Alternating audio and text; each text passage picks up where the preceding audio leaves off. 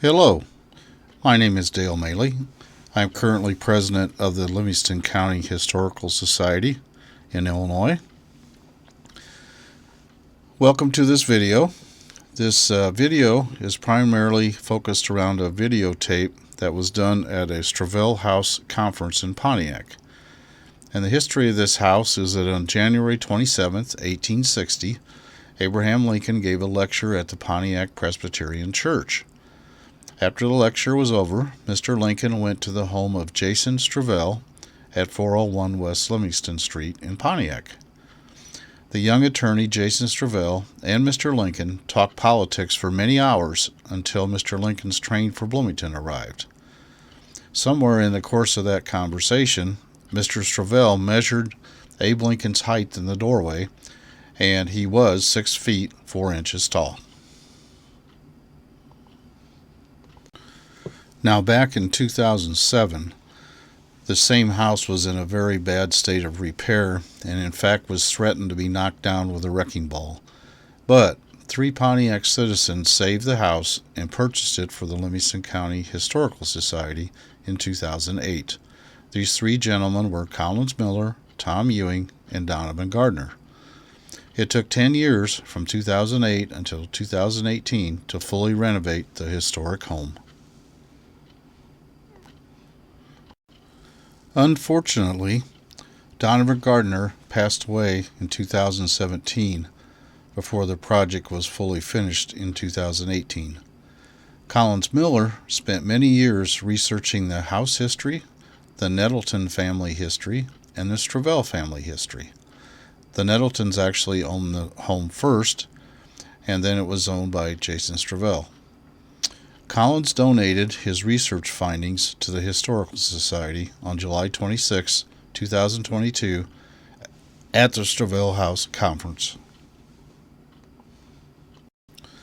Tom Ewing's role in this renovation project was to be the chairman of the renovation committee, and he was extensively involved with the fundraising that was required during the 10-year project.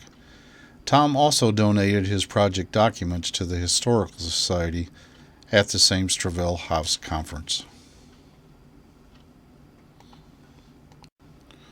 The goal of the July 26, 2022 meeting at the Strevell House was to capture the thoughts about the Strevell House project from 2 of the 3 men who helped save the house. The current Historical Society president, Dale Maley, will use this information to help write a new book about the Strevell House. The book information will be used to complete the application required to add the house to the Registry of Historic Places. This conference was videotaped by Joyce Nagel from the Historical Society. Many thanks go to Joyce for capturing this important meeting. Now we will move on to the videotape session that was held at the Strevell House. I hope you enjoy it. Thank you.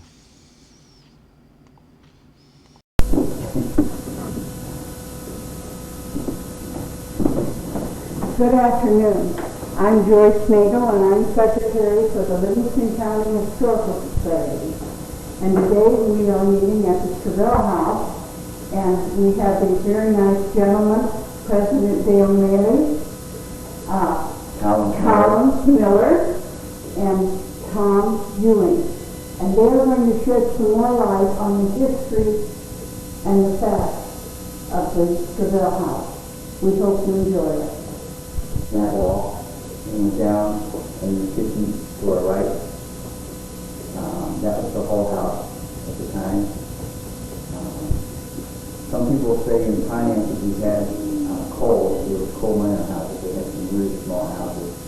The coal miners were saying this goes back into that 1840, 1850. And we called it the Strevell House, but Mr. Nettleton and Mr. Strevell were best friends. They were trustees of the city. Boston, I can't remember who the 4th one was. But Mr. Strevell came from Albany. He came as an attorney, but he didn't practice here that much. He really went into the hardware business because his friends in Albany were in the hardware business. and that's where you could get products and supplies from. And we had the railroad down here to bring stuff in on the railroad.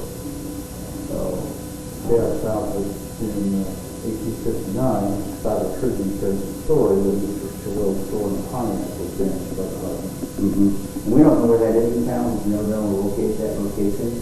I know that John Pitt at one time had all the Sentinel newspapers from the late 1850s up to 1860 prior to Abraham Lincoln's election. And I went through all those, and there was ads for the Strevell hardware store in that newspaper. Was that downtown Pontiac? Yeah, it would have been downtown, I'm sure. It's hard to know. We have a lot of different railroads come through here. We have a railroad that's here now. We have a railroad to our east that went up all the way over to Fairbury. And at one time, believe it or not, they had Taco Park, they had a revival, and they brought 6,000 people from Bloomington on trains for a religious revival. Of course, it rained that day too. Can you tell us what year the Strevell House was purchased? For the gentleman from Pontiac who bought it? It was 2008 is when they purchased the house. And we worked on it for 1 decade, and we had the dedication of the restored Strevell Lincoln House in 2018. And it was beautiful. It turned out to be a beautiful day. So it was threatening rain, and we had chairs all across the front, a little stage on the front door, out in front of the front door, and we had musicians here. I was thinking it was the city band, but it may have been from the high school. Who were the other gentlemen that helped purchase the house? Well, of course, Collins and Candy Miller, Dale and Maley Bradley, the Vernon Trust. The original revival was the three of us, though. Yes, that's it. When Tom was the one who made contact with. It was you and I and Donovan Gardner. We bought it originally. We were the three that bought it, and Donovan and Carol Gardner were part of the ones that ended up paying for it, giving it to the city. Quite honestly, Tom was the one who instigated it because of Abraham Lincoln's presence here. We went to a meeting in Bloomington, I think, weren't you down there? And So it was the Historical Society annual meeting, and Guy Baker was the speaker. okay. And he made the point that if you have any property in which Abraham Lincoln had a presence that was still standing, you needed to preserve it, because with the changes in our community over the 100 years since Abraham Lincoln was here, many buildings have been destroyed. There's been a loss of almost all of them. I think he mentioned that Champaign County didn't have any buildings left in which Lincoln had presence. Wilmington, McLean County had several, and we had what we thought was the one and only one left in Livingston County was the Strevell House. Colin, you made the statement a little while ago how you were sure that this was a Nettleton house. Well, that's, it's very hard for us to know because we don't have any records of purchase between everybody. In those days, we didn't have what we have today, those records. I could ask you, never seen that title abstract. I've never seen title abstract, I don't know. He's seen it, but he doesn't know where it is. He's like me. And that only covers the land, not the house. Right. Right, so, the reason why I believe that it was the Nettleton first is because it's identical, exterior is identical to a house that Mr. Nettleton lived and built in Three Rivers, Michigan. And we visited that house and looked at it, and it had the exact same teardrops, what do you want to call them, lightning drops, and the scalloping, and the pitch roof were, you know, fitting images here. I think it was the Washington. Nettleton? I do not know that. I don't. So I found an ad Okay. where shortly after he died, or 6 months after he died, his widow sold his apartment. Okay. Okay. So as far as I can tell, it was Washington. Yeah, there's no, I have no record of And any. there's history about her. Yeah. In the Livingston County history of the 1900s. So I tracked the family tree, the Nettleton side.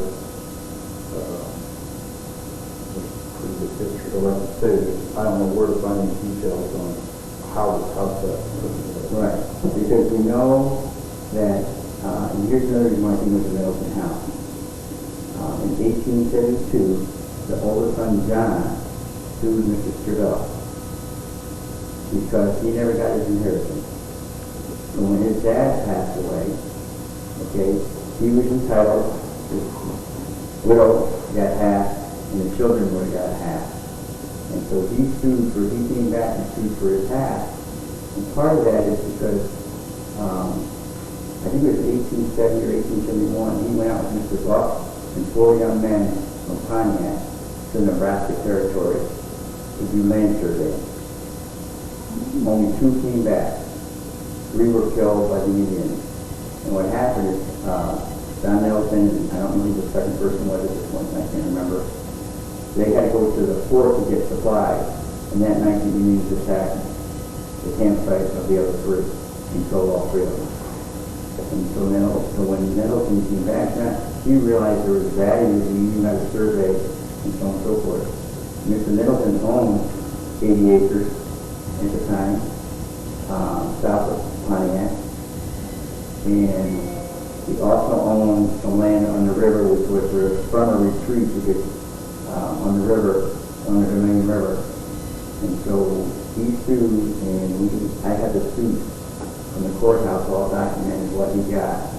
So the son got back corn pricing, back yield. It was a substantial sum of money that he won, that Mr. Strevell had to pay John Nettleton. And then John Nettleton left Pontiac County and moved up to southern, eastern Kendall and Will County. And that Nettleton family, there's still relatives living up there from that situation. So when you found the house, who started the idea of buying it?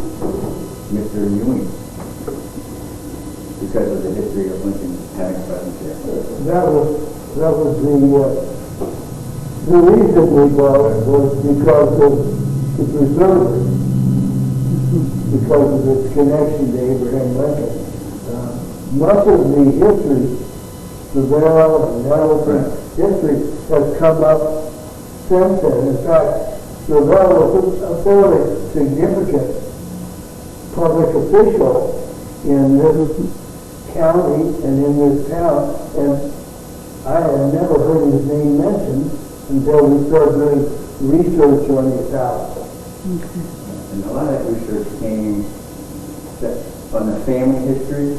You know, we got bits and pieces for a little bit, but my wife and I went to Salt Lake City, and we went to the Historical Society, and we got so much more information. And there, he started a big warehouse, big hardware store up in Utah, in Salt Lake City. And the state historical society is right in Salt Lake City. And the gentleman who helped us, his grandmother worked for his son at this point in time. That portion of it. So all those things started to flow, and then there was a book that he wrote, the son wrote. And I have copies of that. So there's 2 books. Go ahead. So I would have called the first one, which is the biography, more or less. And the first chapter is about meetings. There's a second book about the museum. Right, I have that book. You have it. I tried to get it during the virus, but they wouldn't ship any book. I have the actual book from the school, the diagram. You can have all of it. Okay, all right. And it supposedly has a photograph Yes, of the actual yes, and the door frame? yes, right here. Okay.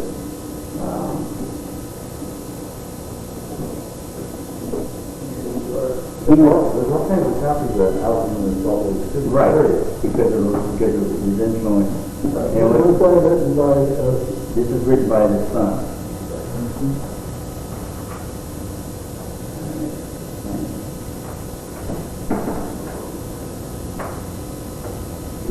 The son was, we're getting ahead of ourselves a little bit because they didn't, the presence of Lincoln was significant. In the book it talks about Abraham Lincoln coming here, Abraham Lincoln measuring himself, and And it mentions that the son had the door frame shipped from Pontiac. well, the story behind that is his Mr. the son, okay, I'm going to call him Charles Nettleton Strevell. He was adopted by Mr. Strevell. The United States government or Congress or representative gave him the adoption rights because he was always on there's a picture of it right there. When he was a page down in Springfield, he got really close to the lieutenant governor that he was paging for. And in the book it talks about how much more money he made as a page than his dad did as a state representative and state senator. So he's a great writer.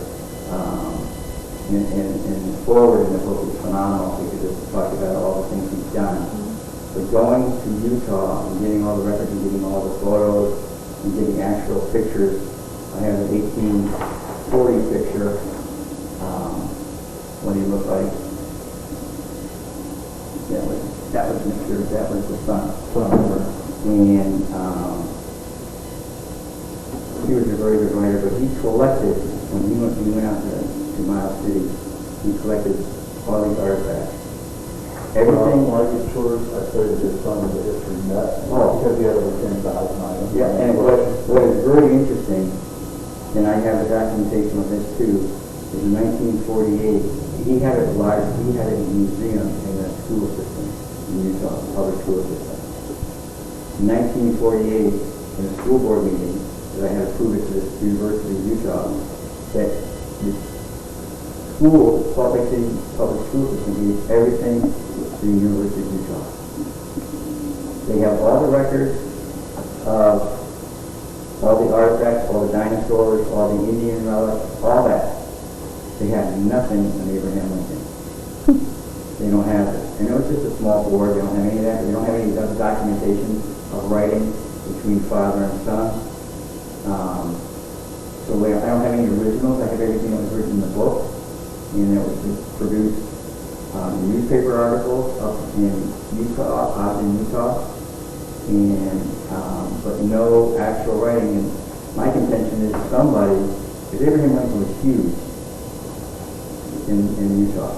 They had clubs, they celebrated them, and either a professor picked it up or the family members picked it up. We lost track of all the family members because of the history of the family. So and it's hard to tell the story. Charles, the son, they had moved to Miles City, Montana in about 1879. So they went from Pontiac, trained to Chicago, trained to stop in Minnesota to see her father, Mr. Strevell's father, Dr. Kelly. And from there they went to Bismarck, North Dakota, and then walked 330 miles to Miles City, Utah, for a wagon train get there. And that was 2 years after Custer's last stand. And it's called Miles City because the Colonel Miles was a military man that he had to fort up in that area. So they went across and did all that themselves as a family. At that time, there was only Charles and Helen. Helen was the natural daughter of Mrs. Strevell, Mrs. Nettleton Strevell, and Mr. Strevell, the father. Okay, so there was a daughter and a son surviving because the son had to move. He left, the older son, John, left and went to Kendall County. There was a daughter, a second daughter, the first daughter that was born to Mr. Nettleton and Mrs. Nettleton. She passed away. And she's buried, we're assuming she's buried next to her father out in Southside Cemetery. Talking to Jim Nelson. They know there's a body there, they just don't know what it is.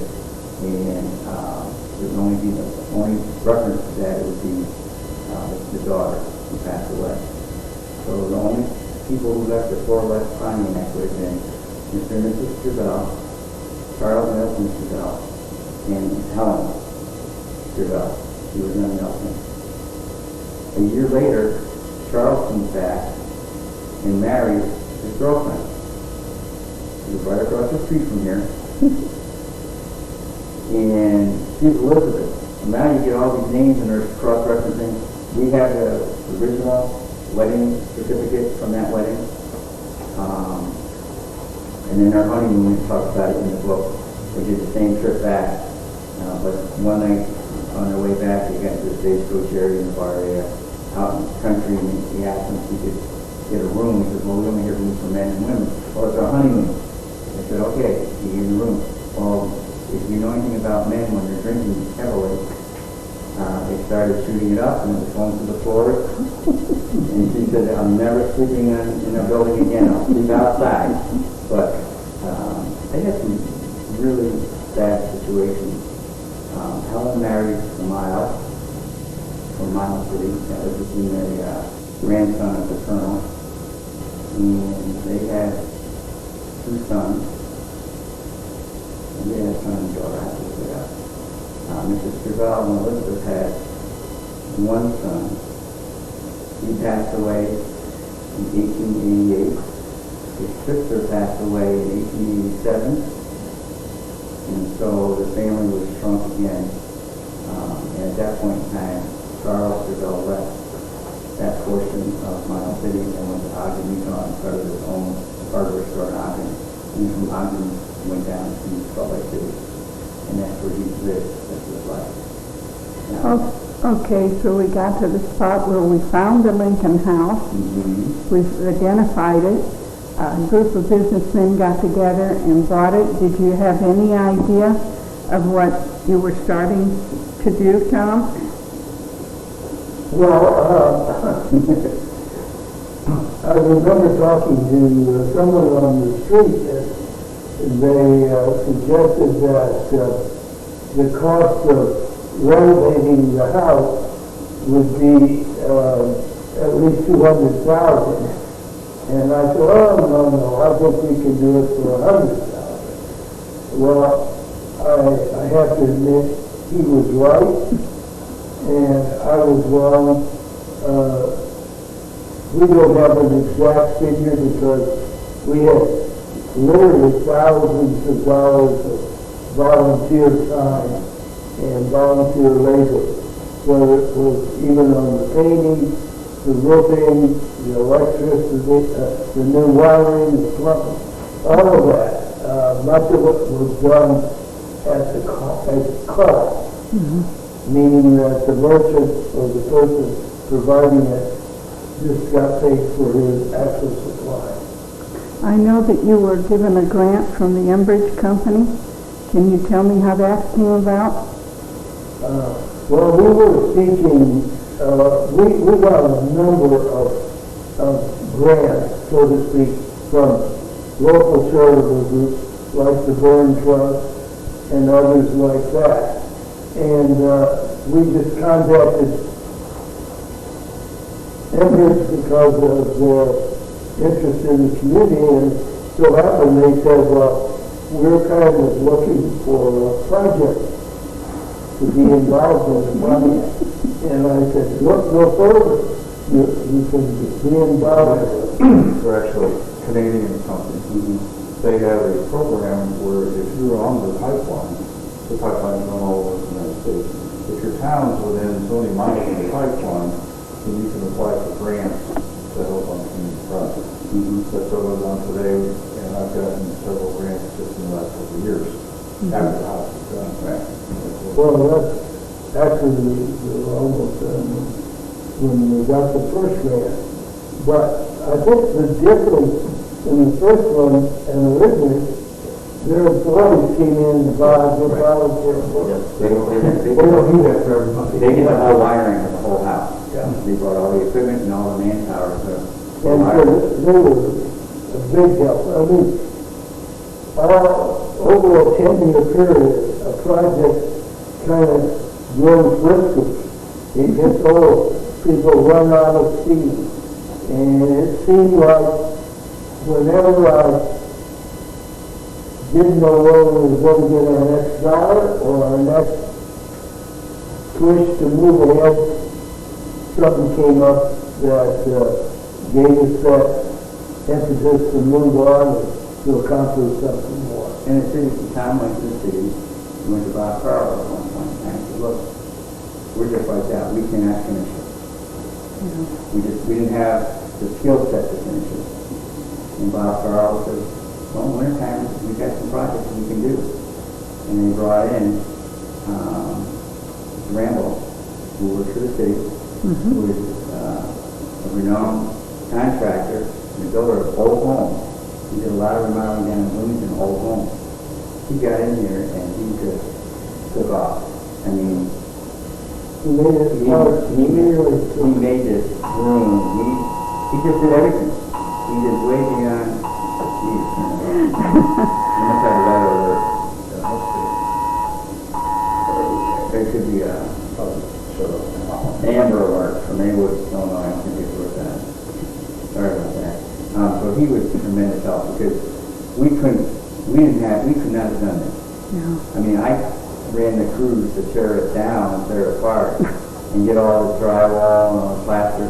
But the city gave us a lot of labor from either community service people or workers that were working at the cemetery. So Jim Melvin was instrumental. He brought the trucks here when we were tearing things down, and we could put it in their trucks and the city would dispose of it for us. So we didn't have it available to us. So altogether, how long did it take to get where we are today? 10, 11 years. 10 years. 10 years to do the downstairs and the outside. When we had the dedication in 2018, the upstairs was still unfinished. But the city came back that winter and pretty much completed the restoration upstairs. Dale, when you became president, you kind of reaped the harvest of all their hard work. Do you see anything that needs to be continued on the house or done to the house? Well, renovation was done pretty well. I actually painted the house last summer because I think you guys painted it fairly early. Yes, we did. Yeah, so you were after probably 10 years mark, and it started to feel a bit fun. So as I went around, I kind of checked stuff and fixed stuff as I went. So right now the house is in pretty good shape. The roof is relatively new. My understanding is Bob Landers donated to labor. Yes. I don't know if he did. We paid for the labor. He donated all the roofing materials. All we paid was his help. So, no, other than every house needs maintenance. And that's one of the challenges. But generally speaking, actually, this house and the Jones house and Yost house, I think all three are in relatively good shape. But things wear out. That's a challenge of keeping things up. Yeah. I think it's a challenge to get people to do this kind of work. The young kids don't have the same passion that we have for a certain degree yet. They don't understand history. This house was a huge undertaking because we didn't know what was behind any wall until we opened them up. This wall was segmented to the stop. So it was just here and here. And then there's a kitchen behind us. And there was a door right there that you go in kitchen, and then there's a bedroom back there where the bathroom is now. So, I mean, then you go upstairs, and so what was amazing, there wasn't a window broken in this place in all those years. And it sat vacant for a couple of years. And you figure all these people walking by, and not one person ever threw a rock through any of these windows.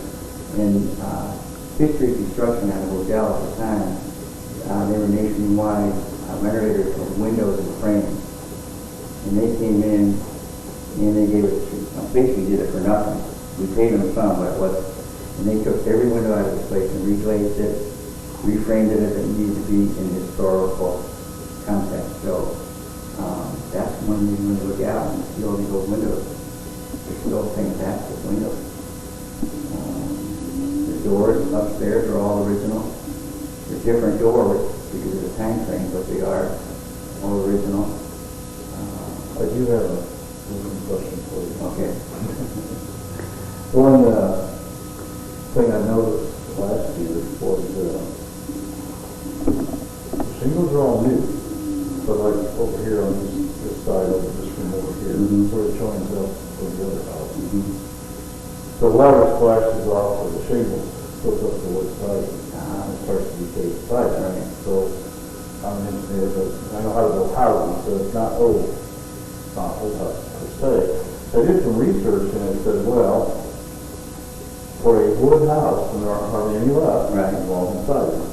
And I'll say it this way, on a newer house with siding on it, for brick, you can run the shingles right up against the wall. There's usually a trim piece that holds the wall. It says for a wood house, you ought to have, and there's actually a home inspector's guide which says something like 2 inches, I think it's 2 inches minimum gap. So you have a flashing between the wall and the roof, and then leave it at 2 inches before you start your siding. You don't have it. No. We never did that. And the worst thing you could do is top that joint, which is what we have.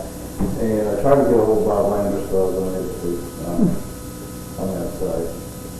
So I suspect at some point we're going to have to be off it or something. Now, I found a contractor on the East Coast who had similar problems in the old house.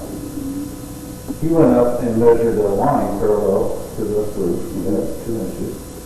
Set his saw just deep enough, the saw was siding off, not stud. He put the flashing in that, and then he put a new piece of called trim to fill it. So he cut about 6 inches. But you leave 2 for a gap, so you put a 4-inch or 5-inch board in there, and you have to maintain the board. But then you got everything that should last a long time.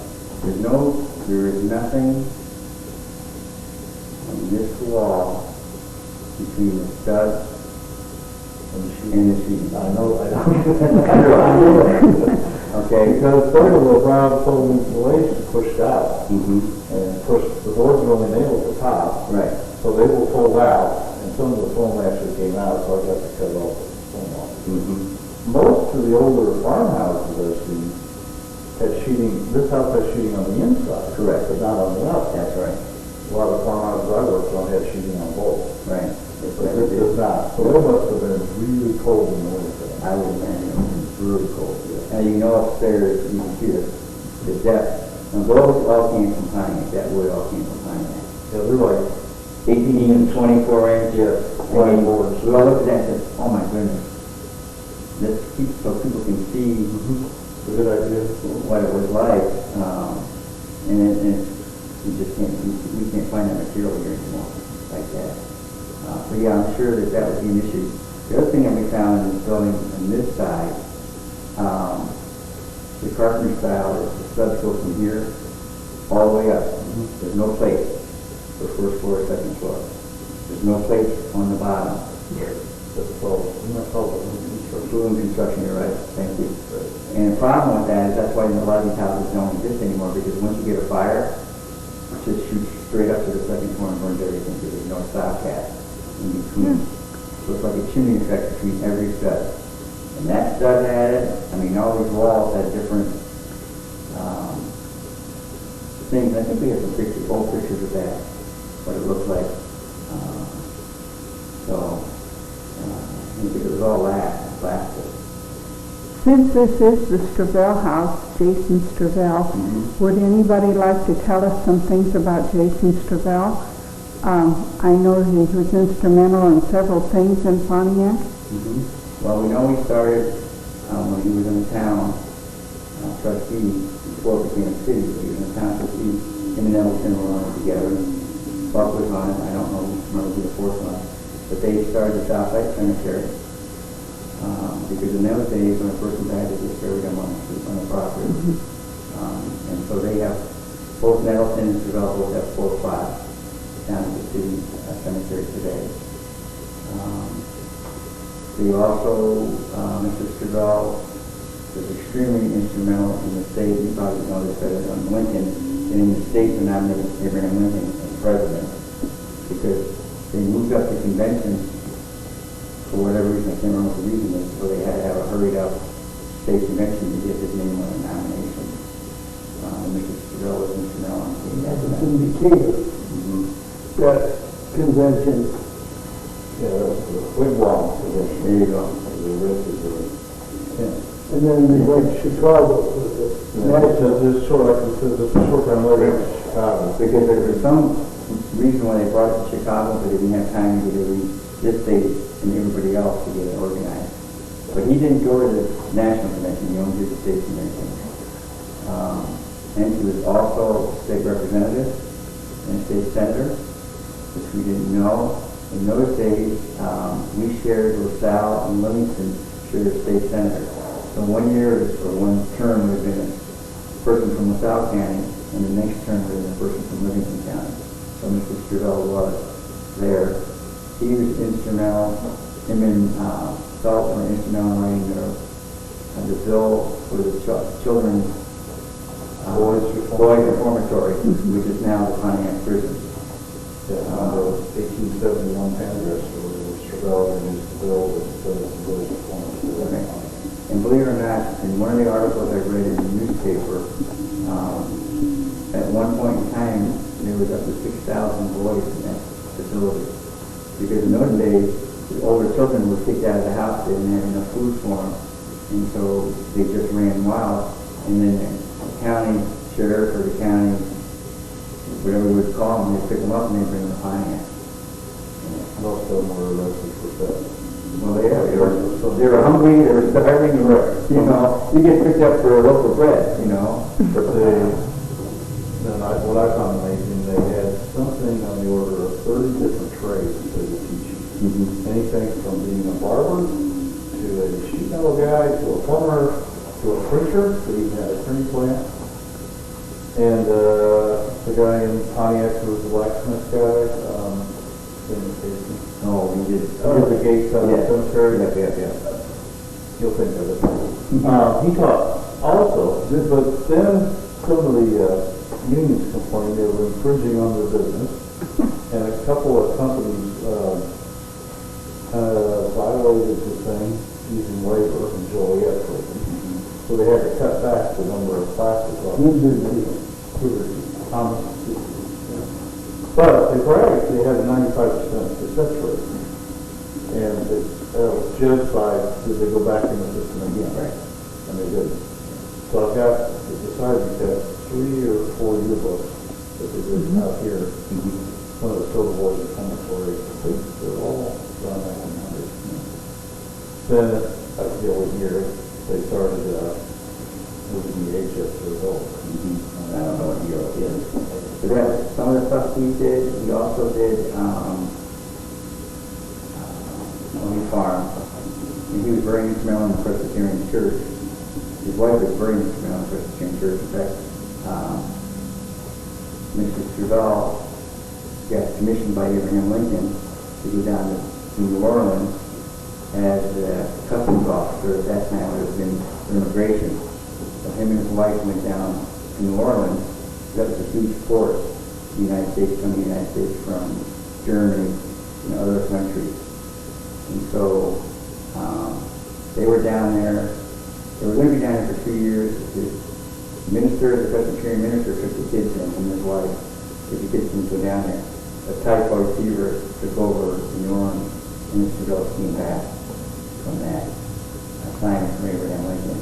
And once again, we don't have that written documentation that I know Mr. Strevell has, because he kept all that. He had an invitation to go visit Abraham Lincoln in the White House. He saved everything, and all of a sudden we don't have anything. So he documented by in writing that he had that invitation, and he regrets that he didn't go. But, You know, I think the appointment that you just mentioned was the collector of at the port. yeah, the Customs. That was a very fun job, and one with quite a bit of patronage for the person that had it, and income. I was reading a book on Secretary Stewart, Okay. and that point came out. So I'm sure this was a very lucrative Very. The one thing that we must give him credit for was he married the widow Nettleton. Right.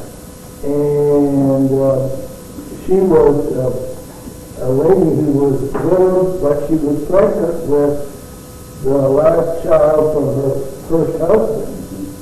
And so they waited until after that child was born, and then they married. Yeah, they married up in Minnesota. And that was the son that he adopted.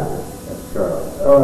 But the fact that he married Mrs. Nettleton, he came into this property, settled in Pontiac, stayed here, became a leading citizen of the area, and a friend of Abraham Lincoln. Mrs. Nettleton sounds like a very, how do I want to say, informed woman. I think she was a refined lady, very social, Yes. and proper in her way. I haven't heard too much about her, but I believe she probably believed with her husband, and they were together on their... Their faith was very strong. You had to have a big faith Yes. in those days. She wrote a book about just her poems and writing. She was a very good writer. I have a copy of that, or I have a copy of one of them.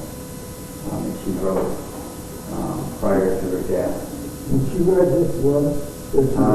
That's all I have. Tom, I have to go back to her.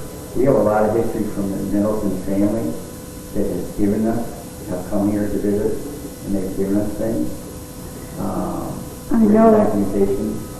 I know that just recently, I believe, Dale, it was you told me we had a visit from some of the Strevell family. Yeah.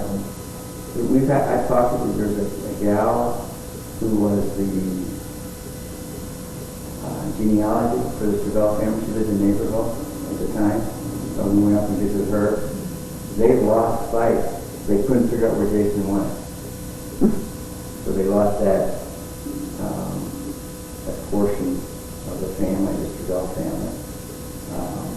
Some of the interesting things that is written about the Strevell family is his grandfather was a teamster with George Washington during the Revolutionary War. The teamster was, he was just a driver of the animals in the wagon. And so he was born in 34, I think he was, in the Albany area. When he moved to Miles City was dirt roads, Indians, a lot of across 4 houses, and they built a house there, and his obituary from Miles City is really unbelievable about the husband and the wife. I have a copy of that obituary if you don't have that. And it's just amazing when he carried forth what he did here in the Miles City and took it to the next level. They called him a tall cotton because he lived cottonwood trees. Because they lived on Miles City's on the Yellowstone River. So, You seem to be very interested in the Strevell family. yeah, did you? We haven't not done is on the Miles City, Montana. I was going to say, did you start that at an early age? No, I was buying this building, and we were living out west sometimes during the so I could go up. We always wanted to, my wife and I always wanted to go back and go to Maley on the way home to Yellowstone, but we always would leave in May, and nothing was open yet because the roads were still closed with snow, so we never made it to Maley. But it is, you know, he carried forth what he did here up into that city too. So am I correct, there's no copies defined of the Pontiac speech. Abraham Lincoln Street, I think that's exactly right. So when I researched it, it said, well, at that time he had kind of a common stump speech. Right. Well, wheels and spokes or had wheels? Yeah. I don't know if we have that speech, I think we have the name of it. Right. We had a gentleman that was working in tourism who had, I don't know how many different doctorates he had. Oh, yes. And he's the one who we gave him assignment to investigate, and he just like, simple. He found that Abraham Lincoln left on a train at 1 a.m. in the morning to go back to Bloomington. There's a place in Kansas that has every train schedule in the United States back. So, and there's no reference with Abraham, in the writing of Mr. Strevell about Abraham Lincoln staying here. He just visited here. But they spent, everybody else left, and that's when he did this, you know, the shoes, the boots were off, they were comfortable. And the assumption is that he all he had to do was walk 2 blocks to the train station and take the train to Bloomington. Let me see if I have all the ancestry. This was written, this comes out of the University of Utah.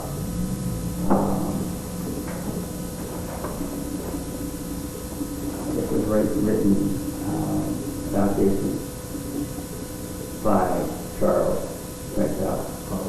So, you know, you're going to get all this. Okay.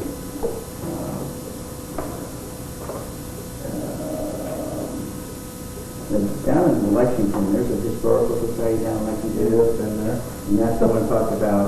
The fourth? Yeah, that's the one that's talking about Jason, or John dying. This is a picture of the family that we have here. But that came out of Montana Presbyterian Church history. So you go to that and you get, so that was her, him, this was the daughter, her husband, and the minister. So was the other son? None in this return, no, if he left by that time. Okay. He'd been, I think I missed this actually, another son. John, Yeah. I never mentioned, Yeah. okay, because of the suit, and he wasn't recognized, so, if you go, she was the oldest.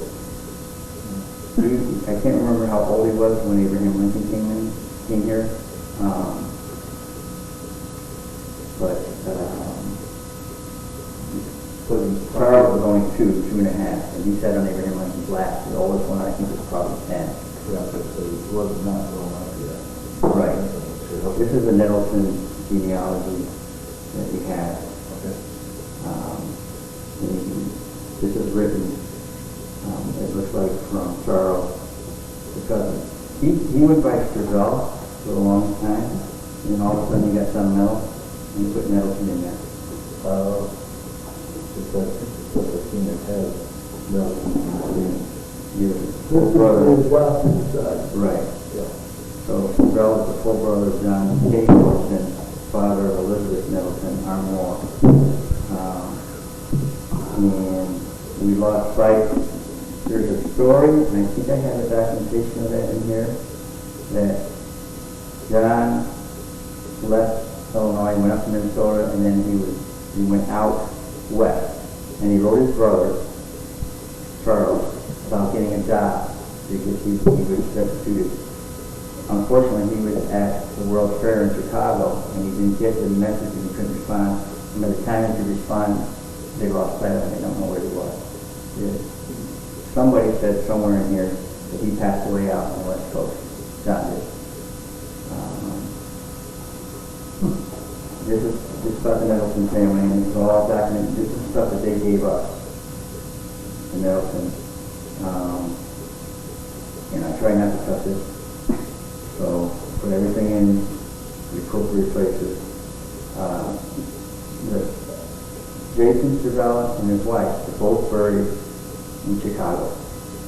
I have no idea why. I have no idea why. Did they come all the way back? Rosehill Mausoleum is north of Wrigley Field. It's a huge cemetery.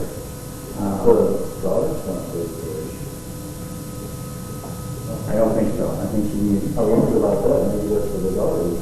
No, because she was married to a Miles at that time and she passed away. So we lost track of her two children. One of them went to Princeton, and one, I think, daughter went to somewhere in California. But we don't know where they're at, and we don't know how to find them. This is what before it looked like before it was.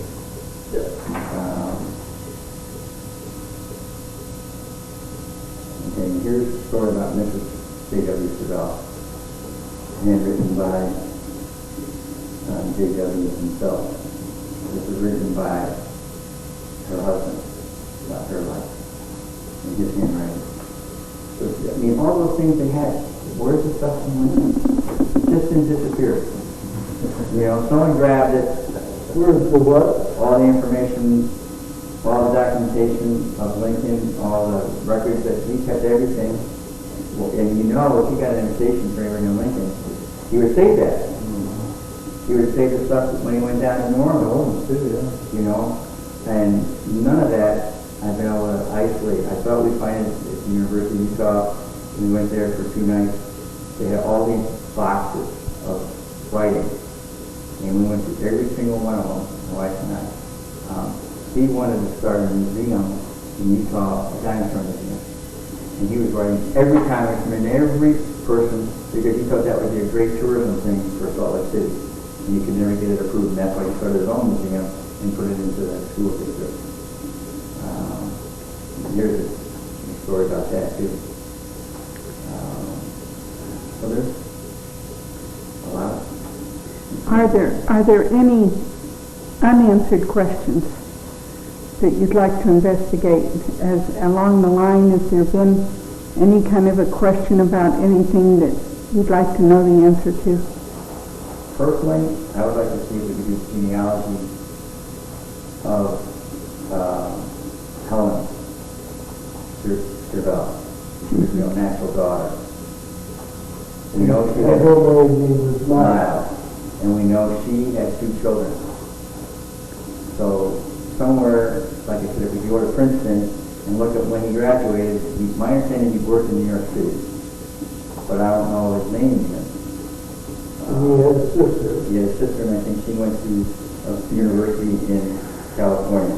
Those would be the only natural blood heirs Of Strevell. Yeah. of Strevell, and this is that. Right. Because Charles and his wife had and he passed away in 88. They left Montana right after that. And I can imagine it was just a horrendous loss, and they couldn't. So, Well, I have to say that I have certainly learned a lot from you gentlemen. And Colin, yes. I looked for you for my man of the past. Oh, I don't know about that. Tom, you're the man of the future. You saw the future in this house. And Dale, it's in your hands now. I knew that would cheer you all up. Okay, is there anything else that you'd like to discuss? Well, I would just like to bring up that the front walk, sidewalk to this house is made of memorial pieces of granite from people who donated to the restoration of the Strevell House. And they were very important in the money-raising problems we had and solving those problems. And we hope that anybody who comes to visit the house will look at the sidewalk and appreciate that whoever's name is there made a contribution to saving this structure. Well, I'd like to say that Pontiac has been very fortunate in having civic-minded people such as you 3 men You have really dug in, you've kept our past, you kept our past alive, and you will help keep our future alive. And I personally would like to say thank you for everything. It's been a pleasure.